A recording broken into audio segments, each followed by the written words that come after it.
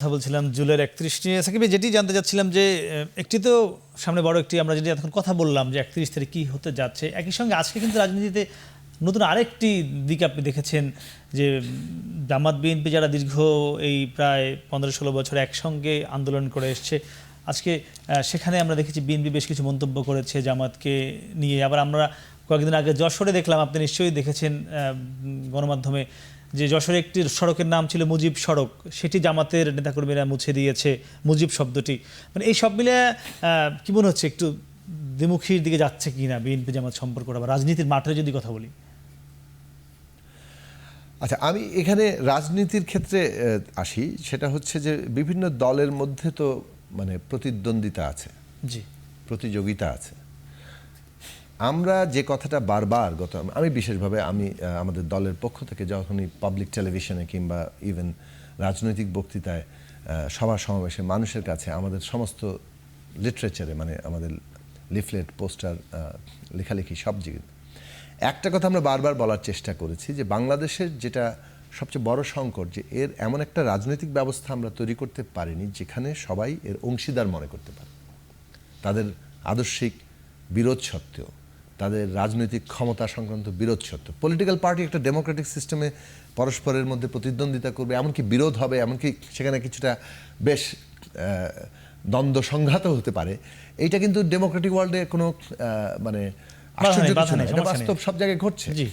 কিন্তু এই প্রতিদ্বন্দ্বিতা সত্ত্বেও আমরা একই রাজনৈতিক ব্যবস্থার অংশীদার।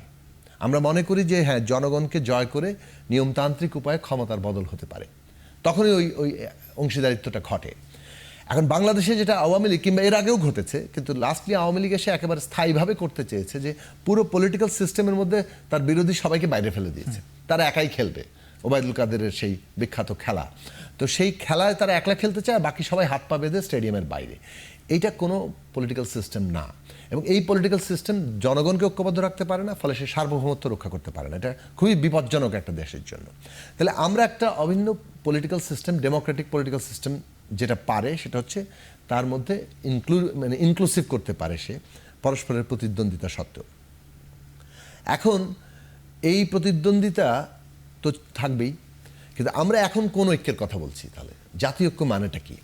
জাতীয় ঐক্য মানেটা হচ্ছে যে আমরা একটা পলিটিক্যাল সিস্টেম গড়ে তুলতে চাই, যেটাকে বলে একটু রুলস অফ দি গেম।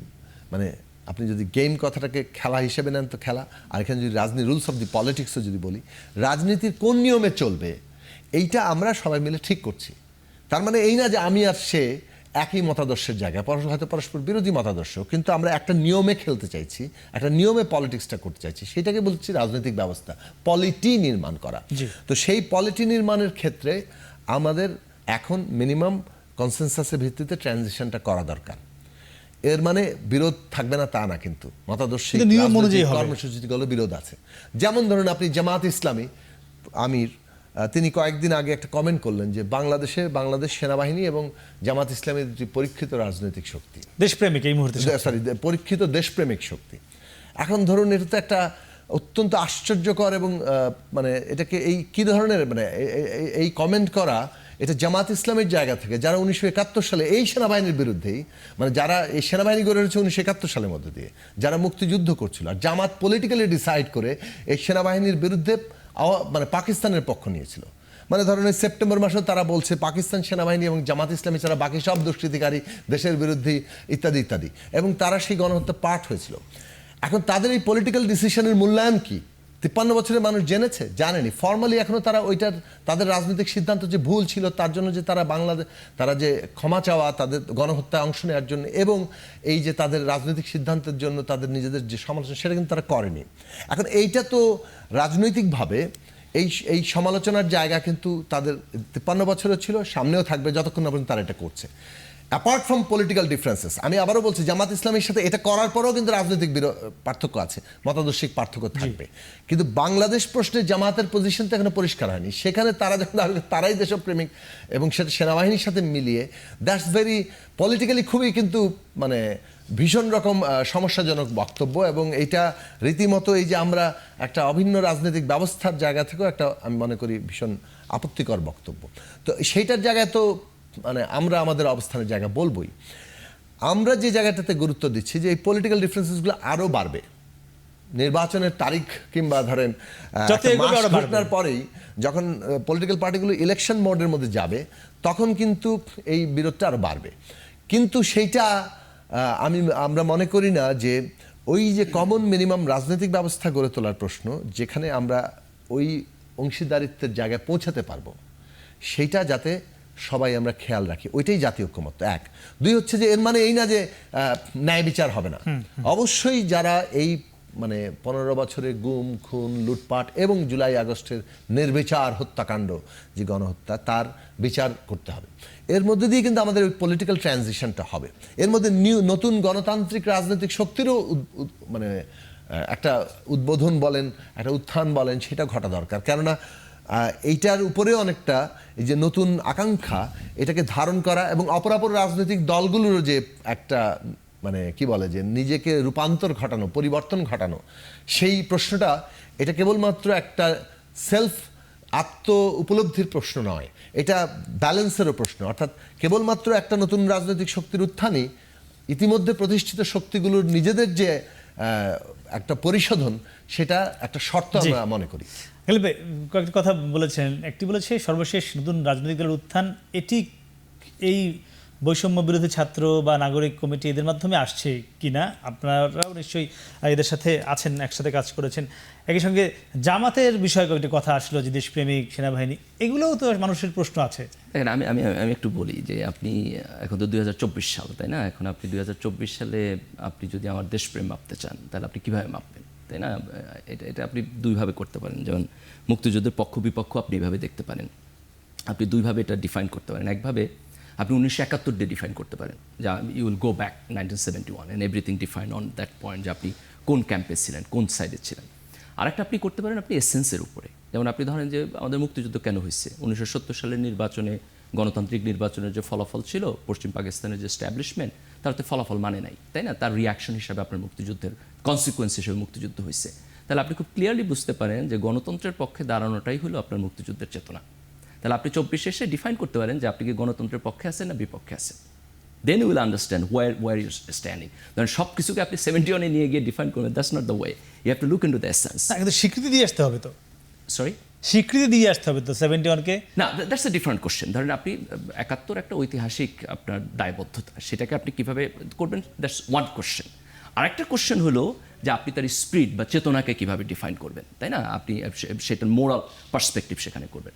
এখন আমি আপনার দ্বিতীয় পয়েন্টে আসি, সেটা হচ্ছে যে রাজনৈতিক দলগুলোর মধ্যে আপনার ডিফারেন্স অফ অপিনিয়ন থাকবে, একজন আরেকজনের ব্যাপারে কথা বলবেন। একই রাজনৈতিক দলের মধ্যে দেখবেন এক নেতা আরেক নেতার ব্যাপারে কথা বলেন। তো এগুলো অ্যালার্মিং না, এগুলো রাজনীতি খুবই স্বাভাবিক, এটা জাতীয় ঐক্যের জন্য কোনো অন্তরায় না। আমরা যখন জাতীয় ঐক্যের কথা বলতেছি, এটাকে আমার ডিফাইন করতে হবে। ডিফাইনের জায়গা হলো দুইটা এখনকার কনটেক্সটে। একটা হলো এই যে অন্তর্বর্তী সরকার হলো, এই সরকার কতদিন থাকবে, কবে তার নির্বাচন হবে, নির্বাচনের টাইমলাইন কবে, এই সরকারের দায়িত্ব এবং কর্তব্য কী। ধরেন 1, 2, 3, 4, 5, এই 5টা হচ্ছে আমার কাজ। তাহলে এই জায়গায় আমার একটা কনসেনসাস লাগবে, এটা হচ্ছে একটা জিনিস। দ্বিতীয় হলো যে গণতন্ত্র আমাদের সকল কিছুর মূল জিনিস, তাই না? যদি একটা গণতান্ত্রিক সিস্টেম থাকতো, তাহলে তো আপনার এই জুলাইয়ের অভ্যুত্থান করার প্রয়োজন হতো না। আপনার নিয়মতান্ত্রিক গণতান্ত্রিক পদ্ধতিতেই সরকারের পরিবর্তন হতো। তাহলে আমি যদি একটা গণতান্ত্রিক নির্বাচন করতে চাই, তাহলে আমার নির্বাচন কমিশন হচ্ছে সবচেয়ে ইম্পর্টেন্ট জিনিস। নির্বাচন কমিশনের স্বাধীনতা লাগবে। নির্বাচন কমিশনের যে সিস্টেম, সেখানে সে একটা সঠিকভাবে নির্বাচন করতে পারে সক্ষমতা লাগবে। তাহলে আপনাকে সেকেন্ড কোশ্চেন তুলতে হবে যে আমি নির্বাচন কমিশনের রিকনস্ট্রাকশন কিভাবে করব। এটা যে গভর্নমেন্টের আন্ডারে হবে, সেই গভর্নমেন্টের স্ট্রাকচার কী হবে, তত্ত্বাবধায়ক সরকারের ফরম্যাটের মধ্যে কোনো পরিবর্তন আসবে কিনা, সেই জায়গায় আপনার কনসেনসাস লাগবে। তাহলে আমি এই সরকারের ফরম্যাট এবং তার কাজ এবং আপনার নির্বাচন কমিশন এবং ওই সময়ের তত্ত্বাবধায়ক সরকার যে স্ট্রাকচার হবে, সেটি নিয়ে আমাদের আলাপ আলোচনা। এই জায়গাটাতে আপনি যদি একমত হন, এবং আওয়ামী লীগের বিচারের প্রশ্ন, এটা আরেকটা খুব বড় প্রশ্ন এখনকার জন্য, যেখানে আপনার রাজনৈতিক দলগুলোর ঐক্যমত হইতে হবে। তারপর বাকি জায়গায় তারা একজন আরেকজনের সাথে দ্বিমত করবে, সকালবেলা একজন আরেকজনকে কিছু একটা বলবে, এটা কোনো প্রবলেম না। আপনি যদি আমেরিকান ইলেকশন দেখেন, তাহলে আপনি দেখবেন যে তার দলের মধ্যে তো প্রথমে প্রাইমারি হয়, তাই না? একই দলের নেতারা কম্পিট করে। তো তাদের একজন আরেকজনের ব্যাপারে যদি আপনি বক্তব্য শুনেন, আপনার কাছে মনে হবে যে আগামীকাল সকালবেলা কেউ কারো মুখ দেখবে না। কিন্তু আওয়ামী লীগের বিচার যেটি বলছিলেন, মানে বিচার সম্পন্ন করে নির্বাচন, এটা কি সম্ভব? না, বিচার সম্পন্ন নির্বাচন, কিন্তু বিচারের ব্যাপারে ঐক্যমত আসতে হবে। যে আমি বিচার কোন প্রক্রিয়ায় করব, কিভাবে করব, কতদিনের মধ্যে করব, কে করবে, কোন, যখন আমার বিচার ট্রাইব্যুনালে গেছে, তাই না, আপনি এখানে করতেছেন, আবার আমরা দেখছি অনেকগুলো মামলা হইতেছে বিভিন্ন জায়গায়। তো আপনার বিচার করতে হবে, এখানে ঐক্যমত লাগবে। তারপর হচ্ছে বিচারিক প্রক্রিয়া কিভাবে চলবে, সেখানে ঐক্যমত লাগবে। তার বিচারিক প্রক্রিয়া তো আপনি টাইম লিমিট দিয়ে দিতে পারবেন না, তাই না? নির্বাচনের সাথে বিচারিক প্রক্রিয়ার কোনো সম্পর্ক নাই। আপনি যদি বলেন আমি বিচার শেষ করে নির্বাচনে যাব, তাহলে তো আপনি তাহলে মানে বিচারের টাইমটাকে অনেক লেন্দি করে দিচ্ছেন, অথবা নির্বাচনকে অনেক পিছিয়ে দিচ্ছেন। আমাদের যেরকম হুট করে নির্বাচন কুইকলি আগানো যাবে না, আবার নির্বাচন আপনি ইনফাইনাইট টাইম পর্যন্ত পিছিয়ে দেবেন, সেটাও করা যাবে না। আপনাকে একটা রিজনেবল মাঝামাঝি জায়গায় যেতে হবে। সাকিবের যেটি বলেছেন, আমি আসবো জি বলেন। না, আমি ওনার কথার রেফারেন্সে প্রথমে যেটাতে একটু দ্বিমত করব সেটা নিয়ে বলে নেই। দেখুন, জামাত ইসলামের আমির সাহেবের কথা যেটা আমরা বলেছি, সেটা কিন্তু যদি উনি বলতেন যে জামাত ইসলামী একটা পরীক্ষিত শক্তি, সেটার একরকম ব্যাখ্যা হতো, কিন্তু উনি সেনাবাহিনীর সাথে মিলিয়েছেন। সেই সেনাবাহিনীর সাথে মেলানোর কারণে 1971 প্রশ্ন এসছে। আমি শেষ করি 1971 প্রশ্নটা এসছে যখন উনি সেনাবাহিনী এবং জামাত ইসলামীকে দেশের দুই পরীক্ষিত দেশপ্রেমিক শক্তি হিসেবে দাবি করেন, তখন সেটা রাজনৈতিক থাকে না, এটার সাথে যে সম্পর্কটা সৃষ্টি হয় সেটার জায়গায় 1971 আসবেই। আচ্ছা, আমি আরেকটা জায়গায় পৌঁছাই, সেটা হচ্ছে যে এখন যে কোনো দল নিজেকে দেশপ্রেমিক দাবি করতে পারে, সেটা তো আরেকটা প্রশ্ন। মানে সেই দেশপ্রেমের দাবিতে আপনি সেটাকে গুরুত্ব দিতে পারেন, গুরুত্ব না দিতে পারেন।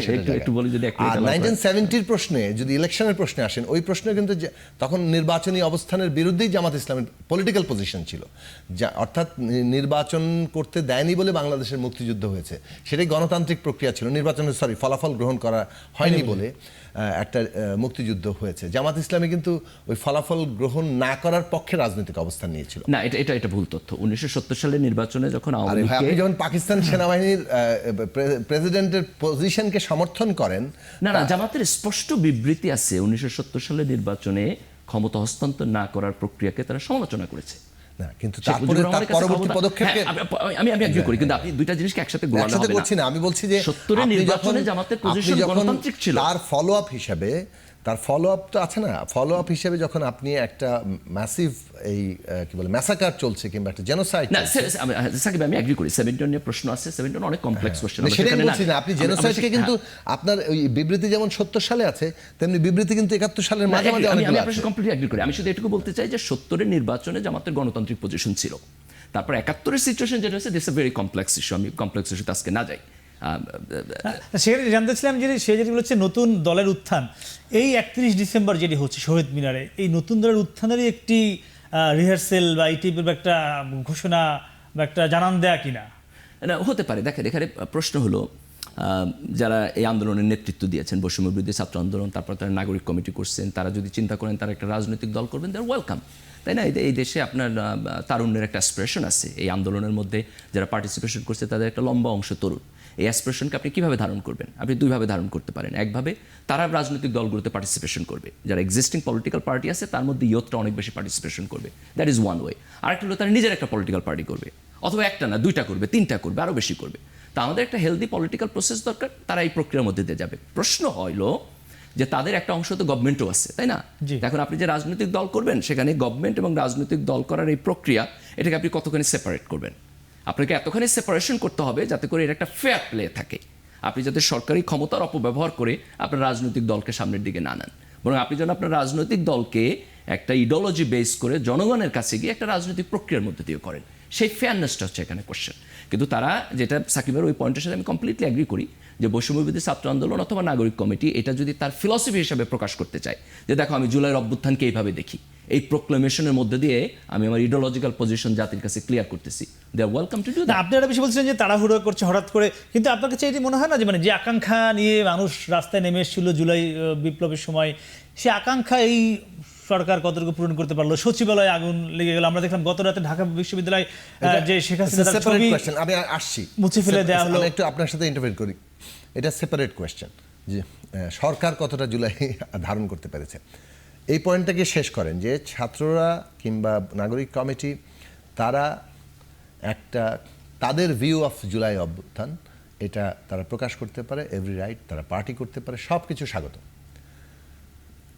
একই সাথে আরেকটা জিনিস, যদি তারা সবার সমর্থন চায়, কারণ প্রত্যেকেরই কিন্তু ইনপুট আছে, সবার মানে অন্য রাজনৈতিক দল, আদার স্টেক হোল্ডার্স, অর্থাৎ অভ্যুত্থানের অংশগ্রহণকারী সকলের এটা যৌথ ঘোষণা হতে হয়, তখন ব্যাপারটা যে প্রসেসের মধ্যে দিয়ে যাওয়া দরকার ছিল সেটার সময় তারা রাখেনি, মানে দুদিনের মধ্যে তো এটা ইম্পসিবল ইভেন্ট।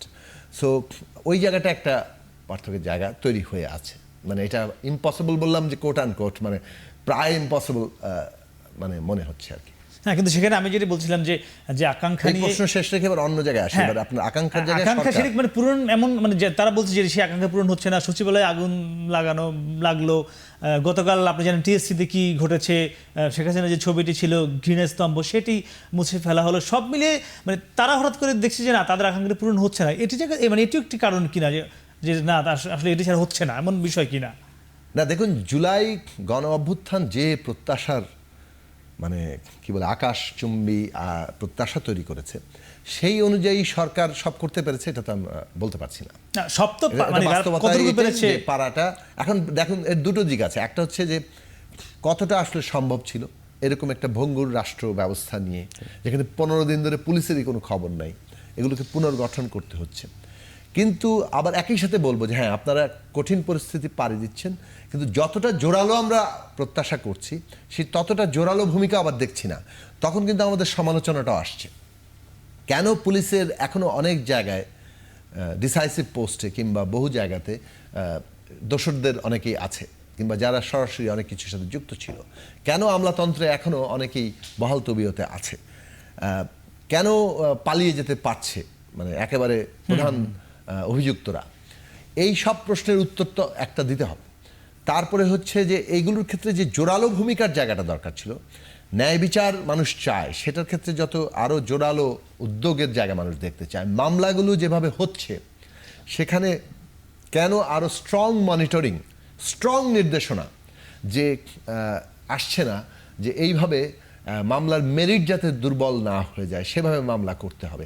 300 জন 400 জনের নামে মামলা হচ্ছে, যেগুলো আসলে পুরো লিগ্যাল প্রসেসের যদি এটাই হয়, তাহলে আপনি এটাতে মামলা যে দুর্বল হবে এ ব্যাপারে আমরা পরিষ্কার বোঝা যাচ্ছে। তাহলে এটা কারা করছে, এটা কি ইনার স্যাবোটাজ কিনা, যে এটা করে তারা সবাই জানে যে এটা কি করলে কি হয় এটা তারা জানে, তারাই এটাকে সাহায্য করছে কিনা, এগুলো অনেকগুলো ব্যাপার আছে। এই প্রশ্নগুলোর দিক থেকে তাকালে, প্লাস ধরুন দৈনন্দিন রাষ্ট্র পরিচালনা, আমাদের দিক থেকে এখনো বলবো যে আমরা শুরু থেকে বলে আসছি, অন্তত এটা বলেছি প্রায় 2 মাসের বেশি সময় হয়ে গেছে, সরাসরি দাবি করেছি, প্রথম দিনও বলেছিলাম, তারপরেও আস্তে আস্তে আরও জোরালোভাবে বলেছি যে একটা ন্যাশনাল পলিটিক্যাল কাউন্সিল কিংবা যে নাম দেন, সেখানে এই স্টেক হোল্ডারদের প্রতিনিধিদের নিয়ে সরকারের একটা কাঠামো, যেখানে আলোচনা সরকার করতে পারে। আপনার একটা রাজনৈতিক একটা গুরুতর সিদ্ধান্ত নিতে হবে, যেটার জন্য পুরো রাষ্ট্রকে আপনার জোরালোভাবে নামানো দরকার। সেক্ষেত্রে যখন entire stakeholder, political party, শিক্ষার্থী, অংশীজন সবাই সমর্থন দিচ্ছে, সবার কনসেনসাসের বেসিসে, আপনি দেখেছেন ফলাফল কি পাওয়া গেছে। আপনি দুর্গাপূজার ক্ষেত্রে যে পলিটিক্যাল পার্টি নেওয়া হয়েছে, সেটার ফলাফল আপনি দেখেছেন সারা দেশে বহু চেষ্টা করেও পারেনি। তার মানে রাজনৈতিক দল যখন এবং সমস্ত অংশীজন, ছাত্ররা সবাই যখন এটাকে সমর্থন দেয়, সরকার কিন্তু একটা সিদ্ধান্ত বাস্তবায়নে তার শক্তি কিন্তু এটাই। এখন তারা যদি বলেন যে আমাদের তো এত বড় রাজনৈতিক দল নেই, আমরা তো অল্প কিছু মানুষ, আপনারা তো অল্প কিছু মানুষই, আপনাদের শক্তি তো জনগণ, তাদের প্রতিনিধিরা, সেটার সাথে রেগুলার কনসালটেশনের কাঠামোটা তৈরি করা দরকার ছিল। আমি এখনো ঠিক বুঝতে পারি না যে কি কারণে এই কাঠামোটা তৈরি এখনো হলো না। 1, 2 হচ্ছে এই রেগুলার বেসিসে কনসালটেশনের সমস্যাটা কোথায়, এবং যেটা একেবারে দৃশ্যমান হাতে নাতে ফলাফল আছে যে এটার উপকারিতা কি। এমনকি সর্বশেষ যে ন্যাশনাল একটা রাজনৈতিক দলগুলোর সাথে বৈঠক হলো, সম্মিলিত বৈঠক, সেটা এরকম লোকাল এবং ইন্টারন্যাশনাল ইম্প্যাক্ট পড়েছে, ধর্মীয় সম্প্রদায়ের সাথে বসছে, শিক্ষার্থীদের সাথে বসছে। সব মিলিয়ে আমি আবারও বলবো যে জুলাই অভ্যুত্থানের অ্যাসপিরেশনকে নিয়ে যাওয়ার দায়িত্ব আমরা সকলেরই মনে করি, কিন্তু আমাদের যদি দায়িত্ব পালনের সুযোগ না দেয়, দায়িত্ব পালন, তার মানে এই আমি মন্ত্রিসভায় এটা ভাবার যে আমি কোনো আমি এক ইস্যুতে উপদেষ্টা পরিষদে ঢোকার কথা বলছি। আমাদের তো সরকার মাত্র কয়েক মাস হলো, খুব ক্রুশিয়াল সিচুয়েশন। আমার বোধহয় এখনো সময় আসে নাই যে আমরা সফলতা ব্যর্থতা খুব কঠিনভাবে আমরা জাজ করতে বসবো, এই সময় আসে নাই। কিন্তু আমার বোধহয় যেটি ইম্পর্টেন্ট, সরকারের প্রায়োরিটি নির্ধারণ, যে আপনার কাজ কি। আপনি এই সরকার তো আপনার একটা গণতান্ত্রিক 5 বছরের সরকার না, যে আপনি শেষে গিয়ে আবার নির্বাচন করবেন, এটা তো একটা বিশেষ সময় সরকার। তা আপনার প্রায়োরিটি কি? দেখেন, আপনার প্রথম একটা প্রায়োরিটি হচ্ছে যে আপনার বিচার করা, এই ফ্যাসিবাদের সময়কার যেই শোষণ, নিপীড়ন, হত্যা, খুন, গুম হয়েছে, এটার আপনার বিচার করতে হবে। একটা দায়িত্ব হচ্ছে এই অভ্যুত্থানে যারা নিহত হয়েছে, যারা আহত হয়েছে, এই নিহত ব্যক্তিদেরকে ক্ষতিপূরণ দেওয়া, রাষ্ট্রীয় সম্মান দেওয়া, যারা আহত হয়েছে তাদের চিকিৎসার ব্যবস্থা করা, এটা আপনার একটা অত্যন্ত বড় কাজ। তৃতীয় প্রায়োরিটি হচ্ছে আপনার যে একটা মিনিমাম সংস্কার। আপনি সংস্কারকে একটা ওপেন কোশ্চেন রাখতে পারবেন না যে আমি এটা লম্বা সময় ধরে করব। আপনার মিনিমাম একটা বেয়ার মিনিমাম আপনার সংস্কার। এবং চতুর্থ কাজ হচ্ছে একটা নির্বাচনের ফ্রেমওয়ার্ক তৈরি করা। এবং এই টোটাল প্রসেসটা আপনাকে করতে হবে যে রাজনৈতিক দল, আপনার নাগরিক সমাজ, ছাত্র জনতা, সকল স্টেক হোল্ডারের সাথে আপনি আলাপ আলোচনা করে একটা কালেকটিভ কনসেনসাসের মধ্যে দিয়ে করবেন। তো আমার বোধ হয় যে সরকার এখন পর্যন্ত আমি বলবো যে সে রাইট ট্র্যাকে আসছে, going to the right direction, but very slow, খুবই স্লো। এবং জাতীয় ঐক্যমত তৈরির জায়গায় আমরা এই প্রসেসটাকে আরও কন্টিনিউয়াস দেখতে চাই। সরকার, সাকিব ভাই যেটা বললো যে আপনি মাঝে মধ্যে আলোচনা করছেন রাজনৈতিক দলের সাথে, কিন্তু এটা একটা কন্টিনিউয়াস প্রসেস হওয়া দরকার।